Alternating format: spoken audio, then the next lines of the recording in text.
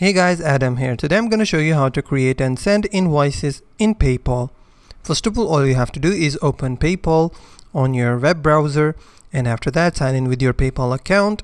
From here all you have to do is click on send and request. From here you'll see an option called send an invoice. You have to click on send an invoice. From here we are going to create an invoice. We have two options: who are you billing and what are they paying for. I will choose my customer from here in this drop down menu, or I can select an existing customer. After selecting the customer, what are they paying for, I will click on the drop down menu. I will create a new item, or I can select my existing item from my list. After creating a new item, I will select the price and add that item. After that I will select the option called send on the top right corner. Now my invoice has been created, and now I can select copy to clipboard to copy the link of my invoice on my clipboard. Once copied, I can send that link to anyone to send my invoice link. And that's how to create and send PayPal invoice link. If you find this video helpful, please hit the like button and subscribe.